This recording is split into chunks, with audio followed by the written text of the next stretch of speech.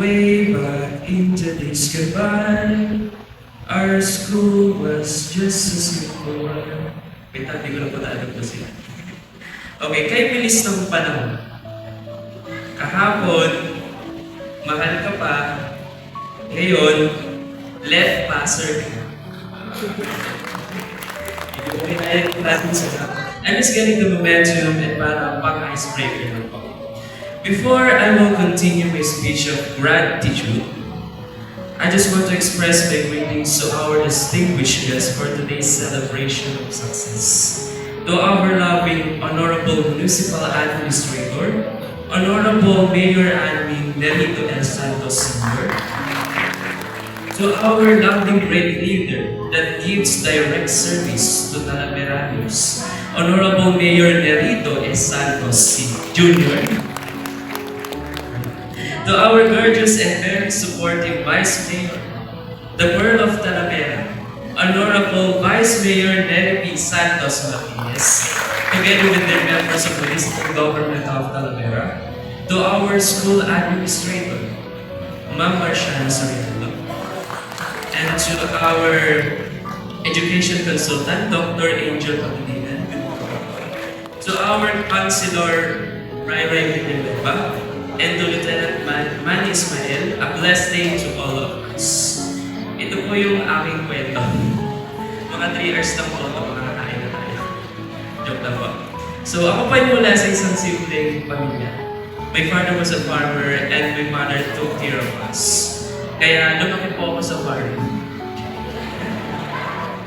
Opo, dito po sa bayan ng Talavera, specifically sa Tagaytay po, ang Latin years of Talavera. So now, moving on sa usapang pag-aaral. Ang pag-aaral ay hindi madali.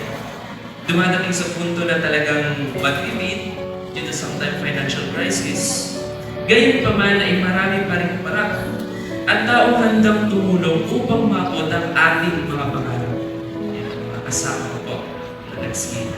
Kasama yung March Licensure Examination for Teachers. Kaya naman, una sa lahat ay nagpapasalamat ako sa ating Panginoon na siyang bumabay sa akin. Siyempre sa aking very supportive na family. Nandiyan po sila, aking nanay at tatay. Hello po, may tabiya. Okay po. So shoutout sa mga kaibigan ko dyan, kila Lara, Zaira, kay Shara, kay Erica, and so on and so forth. Marami po kasi sila. Yan. So, and lastly, syempre din po sa mga guro na nandito po sa MUST, maraming salamat. Hindi po namin kayo malilimutan. And also for this school where we are studying right now, that molded me of who I am today. Pero sabihin lang, sino nga bang naging ugat ng eskwelang ito na sa kalaunan ay lumago at tumulong sa di na mabilang na pag-ani ng ginto? Ito ay dahil sa tulong na scholarship mula sa ating pamahalang bayan.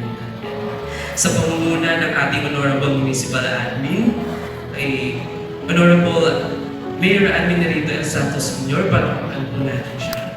Sa ating Honorable Mayor Nerito El Santos Jr., napakagaling nating Mayor ng Talavera. Also sa ating very supportive Vice Mayor, Nery P. Santos Martinez, bigyan po natin sila ng masigabong palakpakan. Maraming salamat po. Dahil po sa inyo ay tumindig ang paral na ito bilang pundasyon ng aming mga pangarap na sa ngayon ay napakarami na po ang natupad. Kaya po kami nandito, iyon po ay utang namin sa inyo. Maraming salamat. Kaya ngayon ay di lahat lang ang kahirapan upang makapag-aral sa bayan ng Talavera. Ituloy po natin yung MMK story. Sa totoo lang po, ang hirap mag-aral. Pero alam niyo po ang natutunan ko, di ka naman talaga mag-grow kung hindi ka mahihirapan. Kailangan din ng sipag at tiyaga sa pag-aaral. Malayo na, pero pwede naman kasi mag-commute kung malayo pupunta. Huwag po kayo masyadong seryoso, kung hindi naman po kayo. Magse-celebrate po tayo ngayong umaga, huwag po kayo masyadong malungkot. Nagugutom na po kayo? Wait lang po. There is no shortcut to success. Ang sarap kaya sa pakiramdam na nag-review ka, nakinig ka mabuti, then you get a very good grades. Alam niyo ba, kaya rin naman ako napus sa pag-aaral. On the other side, dahil di ko nalimutan yung mga kataga, narinig ko sa aking ama. Gusto niyo malaman? Sagutin po kayo. Opo, okay po. Sige po, mabilin po kayo eh. I accidentally heard it at my high school days. Sa isang meeting, narinig po kayo. While he's having a conversation with other parents, sabi niya, makita ko lang na mataas yung marka ng anak ko. Napapawi na lahat ng pagod ko. Hindi ko po talaga nakalimutan yun. I was so overwhelmed and it felt so good. Ang sarap sa feeling sobra. Okay, iyak na yan. Kaya mas kinalig ako pa. At ito ay nagbahagi ko na sa speech ko when I graduated at Bulac National High School with high honors, being in the highest rank. Para sabihin ng yaman. I just want to share kasi gusto ko na sabihin na pinaghirapan ko. Not to brag, but rather to inspire others too. Tapos nung nag-college na, syempre, dapat mag-aaral pa rin mabuti. We have the philosophy na kailangan mag-aaral ng mabuti. Consistent pa rin, kahit paano mag-aaral ng mataas ang marka. Nabutan ng pandemic, online class, sumayaw ng naka-video, kahit parang tuon. And at last, I graduated as an academic distinction awardee. Proud to be scholar ng bayan, matatag na education. And before I forgot, in addition, my ate, Clarissa Cortez, was also a scholar ng bayan. So, bago pa man ako, ang ate ko rin po ay isang product na scholar ng bayan. And now I'm proud to say that now she is a teacher 3 at Bulac National High School at a public school teacher. At dahil po yun sa ating matatag na Sinal Governor of Colombia. And this time, graduate na. So, need na pumasa para magka-lisensya. Buti po ay may course audit at free house interview ang ating inang paaralan na naging katulong po sa paghahanda sa haba. So again, thank you very much po NUSC FGP. Dumating ako sa point na napakahirap talaga mag-review actually. You didn't know saan mo magsisimula sa sobrang dami ng re-review. Kaya minsan kung makikita nyo, parang nagkaroon na ng anxiety yung ibang mga kasama ko dito. Napipil ko kayo na marami dito yung na-stress. Tama po ba? Mga teachers, marami na-stress, nagkaroon ng anxiety. Si anxiety na yung kontrol sa atin. Nalagay na sa battle si Joy. Yung insight. Okay, but I cried a lot in the dark. Siyempre, naiiyak naman tayo. Kasi parang hirap talaga. Lalo na yung expectations. Even there is no expectations sa sarili mo, mararamdaman mo na, what if hindi ako pumasa? What if hindi ako makapasa ngayon? Ano kaya sasabihin ng chismosa naming kapitbahay? So yung nakakaba. But because of the prayers, family, and friends, they become the torch of my life in that very hard times.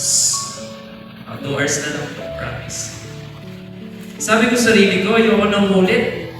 First and last na ito. Hindi ko sasayangin yung pagkakataon na binigay sa akin. Bibigay ko na yung best ko. So I will not regret even I will not pass or I will pass. As long as I do my best, wala akong pagsisisihan doon. That is one of my philosophy in life. And also, always look at the bright side of life. Kasi naman kung lagi ka na lang sa darkness titingin, paano makikita yung liwanag? Diba? So, gusto ko rin pong gamitin yung pagkakataon nito. But before that, sa awa po ng Ama, naipasa ko ang exam. Same as all the attendees right now na nakapasa din.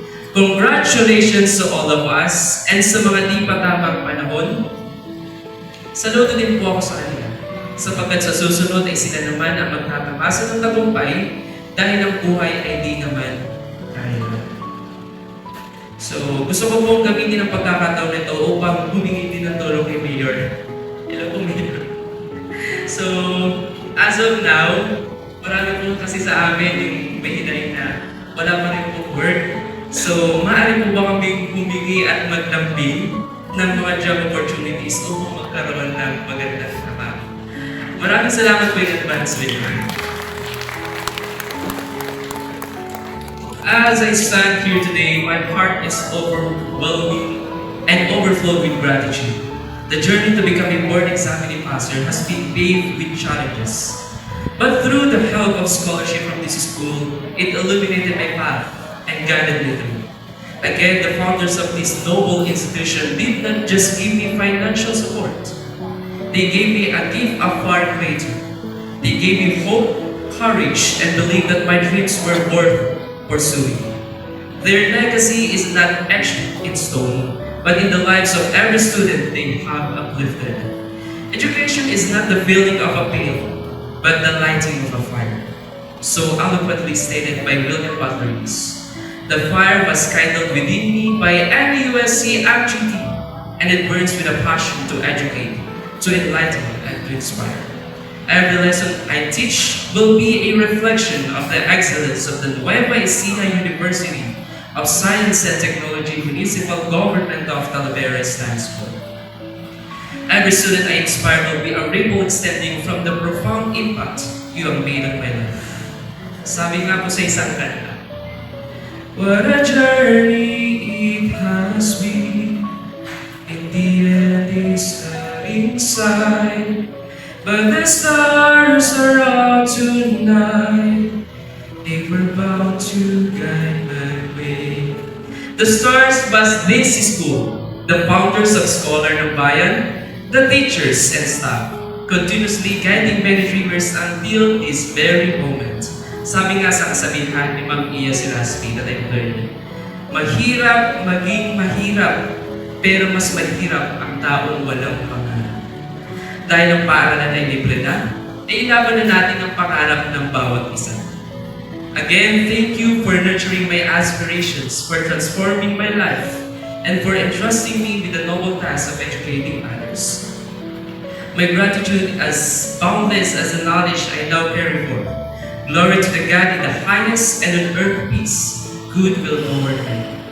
Nagmamahal, Cortez Carlo P., LPT, Tatak, NUSC, MGT. Maraming salamat.